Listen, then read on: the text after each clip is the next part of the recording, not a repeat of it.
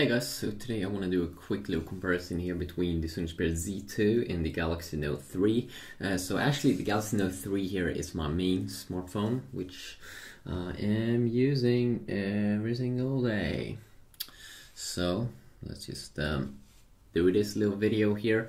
And one of the key reasons why I'm using this as a main phone is because it's big. I like a big display.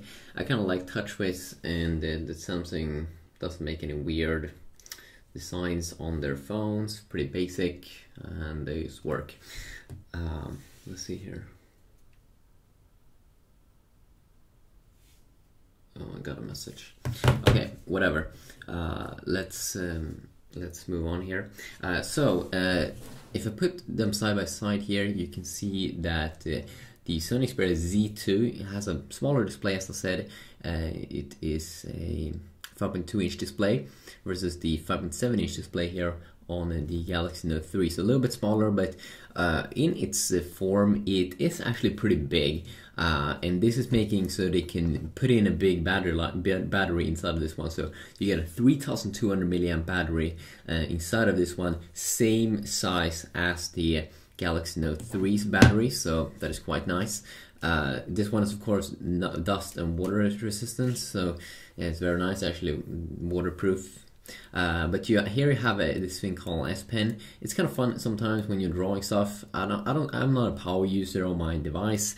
If I would, then this would definitely be amazing. I don't use it that much, but when I do, I really do appreciate it, and it doesn't seem to be taking up that much space.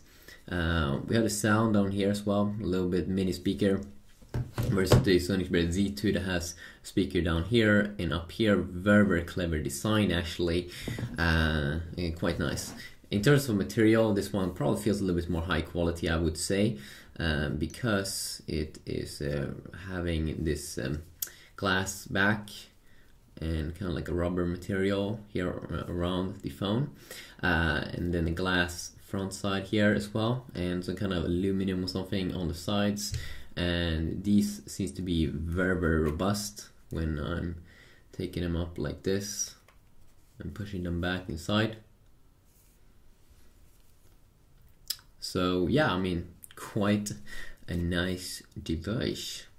Quite some nice stuff here. Okay, so let's move on, see some other things. The display here is an IPS LCD display, very good, like TFT display here, 1080p, 5.2-inch big, and you can just see how vibrant and colorful it is. Actually, it could be even more vibrant than the Samsung's or Galaxy Note 3's display, which is also quite nice one, but I'm not too sure if it's even as nice, but I like them both. Samsung, as I said, 5.7-inch 1080p Super AMOLED display. In terms of SD card, both have that as well, but with 64GB here, you can put in 128GB here. Now, it could also be that you can put in 128GB here, but that's what I saw when I read about it. Maybe they hadn't even launched 128GB SD card when I did that video. This one, though, is only available in a 16GB variant in the internal storage side, versus this one, which is available in 16, 32, and 64 from what I've seen. And it's probably not that many probably not many places available where you can get 64GB variant, for example.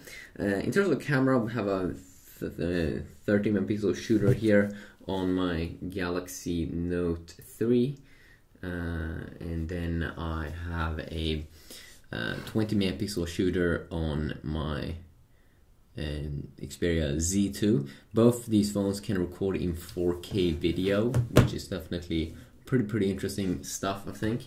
Then we have a difference here in terms of chipset. You get the latest Snapdragon 801 chipset inside of this one, versus the Snapdragon 800 chipset, which was the new one when the Galaxy Note 3 got launched and came out there on the market.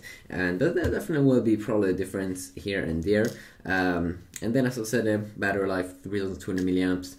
You can see that here that you do have different software running. Very basic here, TouchWiz UI. But it still looks pretty nice. When I go down like this, you can see how many toggles we do have on this boy. You kind of get a familiar setup here with quick settings here with Anaphone for KitKat. You can edit these, some quick toggles for Wi-Fi, Bluetooth, kind of like the same as you do get on the Note 3.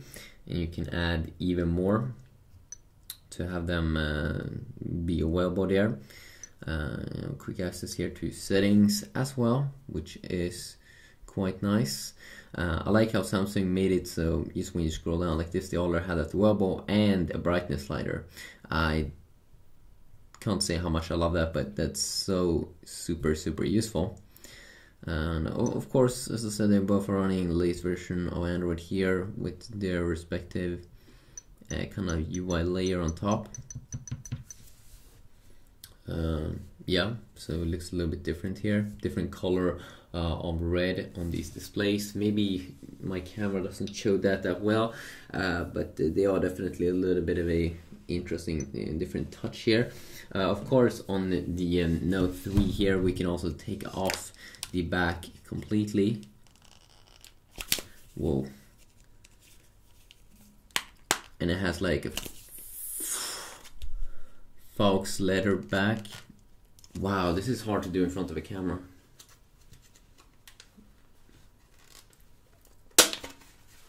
But the cool thing with this shell is that you can really just bend it however you want. It kind of feels like plastic inside. I really do hope that the next generation Note 3 is water and dust resistant, same as the Galaxy S5. That can definitely be a good addition there, and also pretty cool. You still probably will be able to remove the back. So the S5 kind of ditched this back here, this Fox leather back, probably because it was going to be in water sometimes. Maybe this material is not the best for water usage.